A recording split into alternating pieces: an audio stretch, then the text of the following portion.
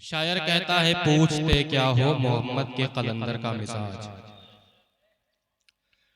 पूछते क्या हो मोहम्मद के कलंदर का मिजाज।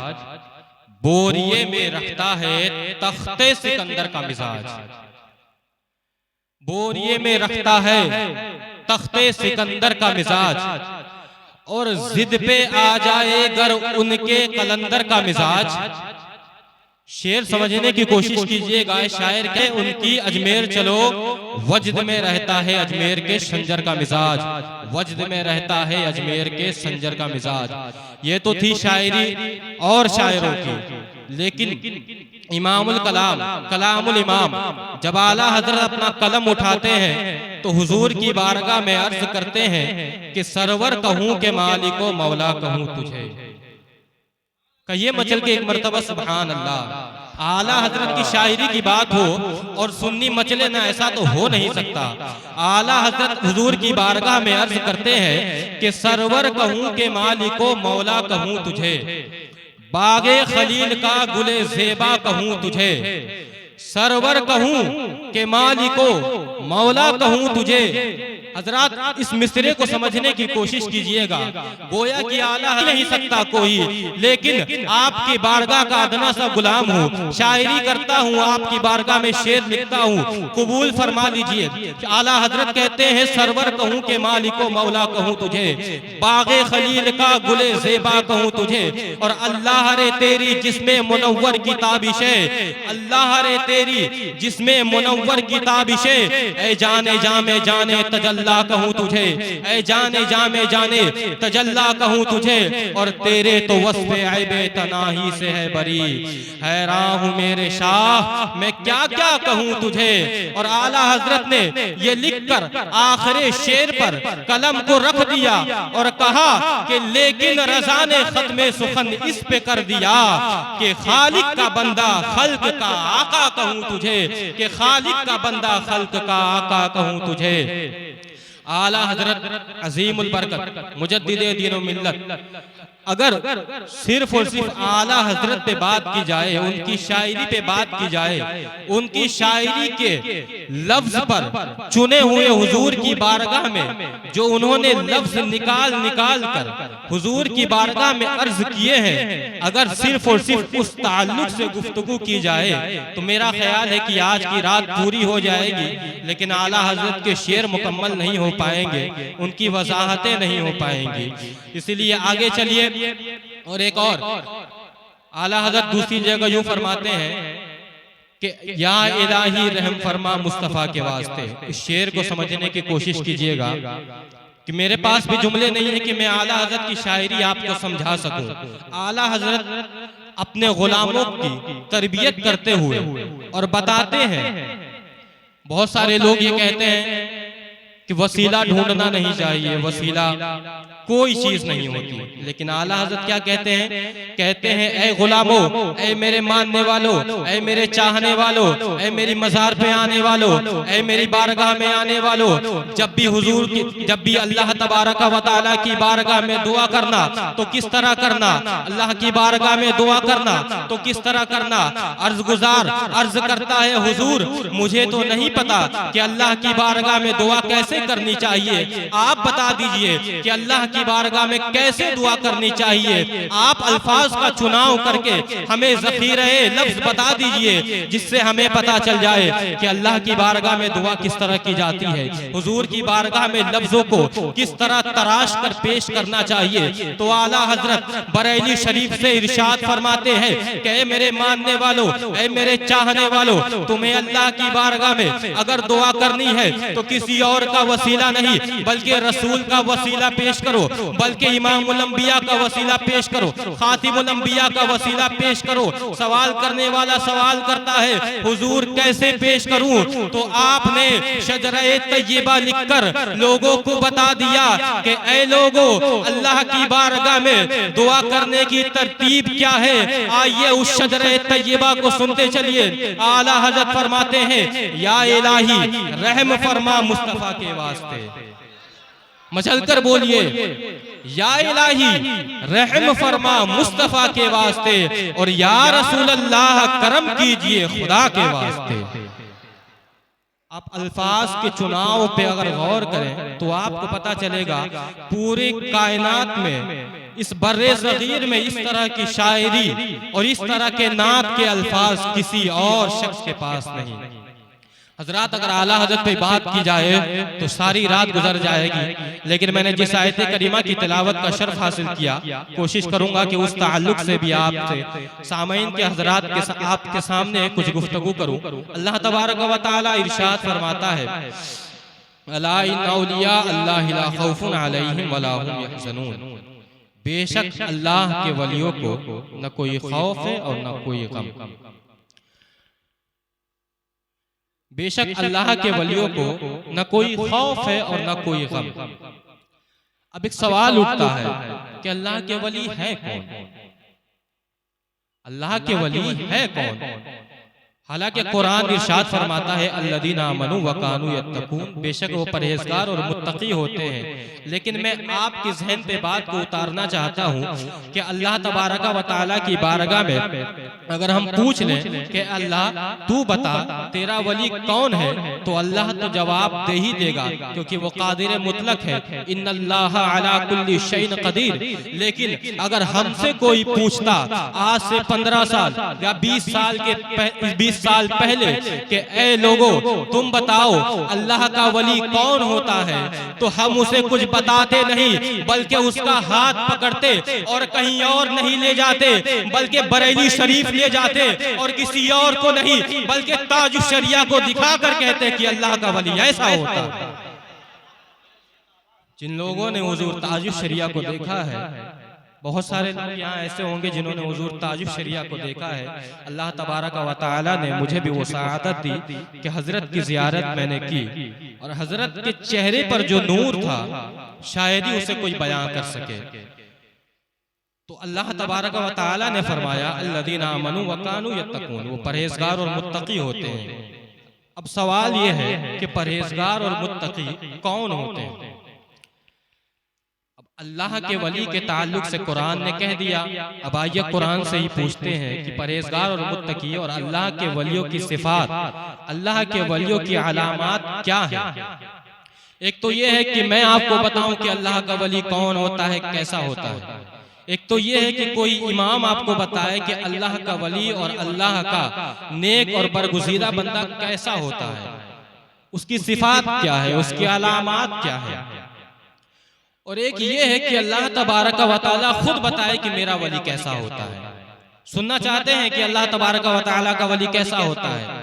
आइए कुरान से पूछते हैं कि ऐ कुरान तू बता अल्लाह का वली कैसा होता है। तो कुरान इरशाद फरमाता है 11वें पारे में अत्ताइबून, तौबा करने वाले होते हैं। पहली सिफत जो कुरान ने बयान की अल्लाह के वलियों की, अल्लाह के नेक बंदों की, जिन्हें हम औलिया अल्लाह कहते हैं, जिनकी बारगाहों में जाते हैं, बरेली जाते हैं, मारहरा जाते हैं, पीलीभीत जाते हैं, जो साहिब मज़ार के पास जाते हैं, उनकी सिफात अल्लाह कुरान में यूं बयान फरमाता है कि अत्ताइबून, वो तौबा करने वाले होते हैं। आबिदून, और वो इबादत करने वाले होते हैं। अत्ताइबून अल आमिदून अल हामिदून, और बेशक वो अल्लाह की हम्द करने वाले होते हैं। और अस्साइहून, और वो रोजा रखने वाले होते हैं। उसके बाद कुरान आगे इरशाद फरमाता है अर्राकिऊन, बेशक वो रुकू करने वाले होते हैं। और उसके बाद इरशाद फरमाता है अस्साजिदून, बेशक वो सजदा करने वाले होते हैं। अब यहीं पे सवाल करने वाले ने सवाल किया कि ऐ अल्लाह तौबा कर लिया, इबादत कर ली, तेरी हम्द बयान कर ली, रोजा रख लिया, रुकू कर लिया, सजदा कर लिया, गोया के नमाज का पाबंद, बस। तो अल्लाह तबारक व तआला इरशाद फरमाता है नहीं, इसके आगे भी मेरे वली की सिफतों को सुनते जाओ। अल्लाह तबारक व तआला आगे इरशाद फरमाता है अत्ताइबून अल आबिदून अल हामिदून अस्साइहून अर्राकिऊन अस्साजिदून अल आमिरून बिल मारूफ, बेशक वो नेकी की बात बताने वाले होते हैं। और वन्नाहून अनिल मुनकर, और वह बुराई से रोकने वाले होते हैं। वल हाफिजून लिहुदूदिल्लाह, और अल्लाह की हदों की हिफाजत करने वाले हैं वो बशिरिल मुमिनीन। और ए महबूब, इन बंदों को आप खुशखबरी सुना दो। किस चीज की खुशखबरी? जन्नत की खुशखबरी सुना दो, जिनमें ये सारी तरतीब तर सिफतें पाई जाती है। ए महबूब, उन बंदों को आप खुशखबरी सुना दीजिए कि अल्लाह उनसे राजी हो गया है और उनके लिए जन्नत है। अब आइए इन सिफतों को देखें और हम अपने आप को देखते हैं। आज शब बारात की रात है, बहुत सारे लोग तौबा करेंगे। तमाम मस्जिदों में लोग सजदारेज होकर अल्लाह की बारगाह में अर्ज करेंगे, ऐ मौला हमारे गुनाहों को माफ कर दे, हमें बख्श दे। शबे बारात के सदके हम तमाम के गुनाहों को माफ फरमा दे, मेरे भी गुनाहों को माफ फरमा दे और मेरे वालिदैन और मेरे गांव वाले, मेरे अहलो अयाल सबके गुनाहों को माफ फरमा दे। एक तो तौबा है ये कि एक बंदा कोई इस्तिग़फ़ार करे, लेकिन अल्लाह ने जो तौबा बताई है अपने वलियों की सिफत के ताल्लुक से, उस तौबा के ताल्लुक से भी कुछ तुमसे सुनते चलिए।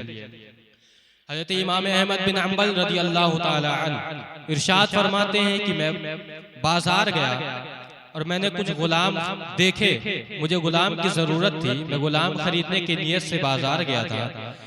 मैंने गुलाम खरीदा तो गुलाम ने मेरे सामने एक शर्त रख दी कि हजरत आप मुझे खरीद तो रहे हैं, मैं मुआवजा भले ही कम लूंगा, लेकिन मैं रात में आपकी कोई बात नहीं सुनूंगा, रात मुझे मुकम्मल अपने लिए चाहिए।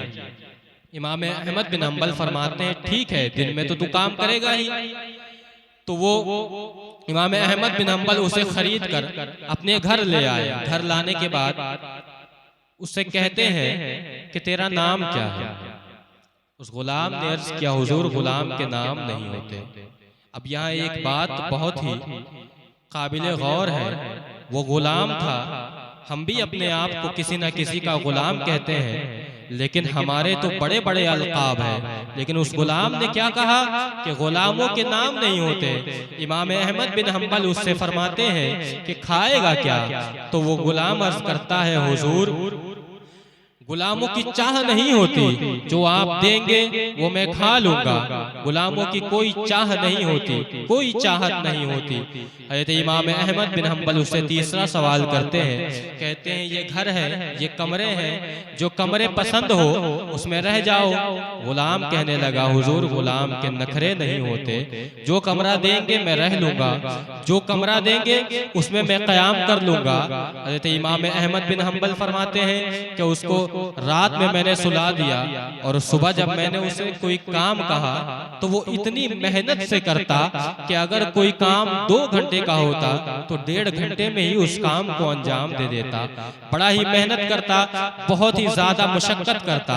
लेकिन जब नमाज का वक्त हो जाता, अजान का वक्त हो जाता, तो तमाम कामों को छोड़कर वो अल्लाह की बारगाह में रुजू कर लेता। अब आइए मैं आपको इसी वाक़े से बताता चलूं कि अल्लाह वालों की तौबा कैसी होती है। जो कुरान में इरशाद फरमाया ना, अत्ताइबून अल-आबिदून, तौबा करने वाले होते हैं, इबादत करने वाले होते हैं, रुकू करने वाले होते हैं, सजदा करने वाले होते हैं। ये तमाम सिफतें मैं आपको बताता चलूं इसी वाक़े में। हजरात वो गुलाम नमाज से फारिग होता है तो अब अल्लाह की बारगाह में अर्ज करता है कि ऐ मौला मैं रात में आया हूँ तेरी बारगाह में। हज़रत इमाम अहमद बिन हम्बल कहते हैं मैं जब तहज्जुद के लिए उठा तो मैं क्या देखता हूँ कि उस गुलाम के कमरे पे उस गुलाम के कमरे पे आसमान की तरफ से नूर की तजल्लियाँ हैं। तो इमाम अहमद बिन हम्बल जब आगे जाते हैं खिड़की से देखते हैं तो क्या देखते हैं कि वो गुलाम अल्लाह की बारगाह में रो रहा है, गुलाम अल्लाह की बारगाह में तौबा कर रहा है। कौन सी तौबा कर रहा है, क्या कह रहा है? वो गुलाम अल्लाह की बारगाह में अर्ज करता है, ऐ अल्लाह मैं सारी रात तो तेरी इबादत करता हूँ, लेकिन ये मेरी कोताही है कि मैं दिन में भी तेरी बारगाह में नहीं आ सकता, क्योंकि मेरे ऊपर मेरे इमाम अहमद बिन हम्बल के भी हुकूक है। या अल्लाह मुझे माफ कर दे, मेरी गलतियों को दूर कर दे, मुझे बख्श दे, मेरे गुनाहों को मेरी गलतियों को माफ फरमा। हजरात जरा गौर कीजिएगा, ये तौबा हो रही है, 5 नमाजें भी पढ़ ली, अल्लाह की बारगाह में रात में नफिलें अदा करने के बाद अल्लाह की बारगाह में अल्लाह का वली खड़ा हो जाता है, सजदा रेज हो जाता है और अल्लाह की बारगाह में क्या अर्ज कर रहा है कि ऐ अल्लाह, मैं 5 वक्त की नमाजों के अलावा तेरी बारगाह में हाजिर नहीं हो पाता, मेरी इस कोताही को माफ फरमा दे, मेरी इस गलती को माफ फरमा दे। हजरात, वो इतना कहता है कि इमाम अहमद बिन हम्बल देख लेते हैं। अब जब सुबह होती है तो इमाम अहमद बिन हम्बल उसके साथ फजर की नमाज अदा करने के लिए जाते हैं। तो जाने के बाद मस्जिद में उस गुलाम से कहते हैं कि ऐ गुलाम, जा, आज से तू आजाद है, जा, मेरी तरफ से मैंने तुझे आजाद कर दिया। हजरात, वो गुलाम पूछता है, हुजूर आखिर ऐसा क्या हो गया, मुझसे ऐसी क्या गलती हो गई कि आप मुझे आजाद नारे रिसालत मसलके आला हजरत शायर इस्लाम एजाज अहमद ज़हूरी, नारे तकबीर, नारे रिसालत। इमाम अहमद बिन हम्बल मस्जिद में उसे आज़ाद करने की नीयत से ले गए। फजर की नमाज में उससे कहते हैं कि अब जा, मैंने तुझे आज़ाद कर दिया। वो गुलाम कहता है कि हुजूर आखिर ऐसा क्या कर दिया मैंने, मुझसे आखिर ऐसी कौन सी गलती हो गई कि आप मुझे आज़ाद कर रहे हैं। तो इमाम अहमद बिन हम्बल फरमाते हैं, रात मैंने तेरी तौबा देख ली है, जो तू अल्लाह की बारगाह में अर्ज कर रहा था, मैंने तमाम को अपने कानों से सुन लिया है और मैं तुझे आजाद करता हूँ। इतना कहना था कि वो अल्लाह का वली इमाम अहमद बिन हम्बल का गुलाम चीख मारता है और अल्लाह की बारगाह में अर्ज करता है, ऐ अल्लाह, जो मेरा राज था, जो मेरा और तेरा राज था, वो तूने फाश कर दिया, वो तूने इमाम अहमद बिन हम्बल पर आया कर दिया। अब मुझे इस दुनिया में नहीं रहना, मुझे अपनी बारगाह में बुला ले। इतना कहना था कि उसकी रूह परवाज कर जाती है। हजरात मोहतरम, इमाम अहमद बिन हम्बल का गुलाम एक नेक बंदा था, अल्लाह का वली था और अल्लाह के वलियों की तौबा इसी तरह होती है, सारा कुछ कर करा कर रात में अल्लाह की बारगाह में अर्ज करते हैं कि ऐ मौला, अगर मुझसे कोई गलती हो गई हो तो मुझे माफ कर दे। कुछ ऐसी बातें हो जाती है इंसान से जो मैं नहीं कहना चाहता, लेकिन फिर भी शैतान कहलवा देता है, ऐ अल्लाह, मुझे माफ कर दे। 5 वक्त की नमाजों की अदायगी, रोजों की अदायगी, हज की अदायगी, तमाम फराइज अदा करने के बाद भी अल्लाह का वली जब नफिलों के लिए खड़ा होता है तो अल्लाह की बारगाह में अर्ज करता है, ऐ मौला, मेरी कोताहियों को माफ कर दे, मेरी गलतियों को माफ फरमा दे। अल्लाह तबारक व तआला की बारगाह में दुआ है कि अल्लाह तबारक व तआला वैसी तौबा करने की तौफीक मुझे, आपको, हम तमाम को तौफीक अता फरमाए, अल्लाह के वलियों जैसी तौबा करने की।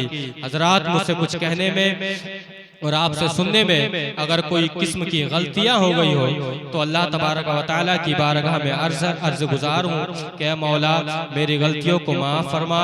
जो मुझसे लफ्ज़न साहबन क़स्दन अगर कोई ऐसा जुमला निकल गया हो जो तेरी बारगाह के काबिल न हो तो मेरी बख्शिश अता फरमा, मेरे गुनाहों को माफ अता फरमा। व आखिर दावाना अनिल हम्दुलिल्लाहि रब्बिल आलमीन।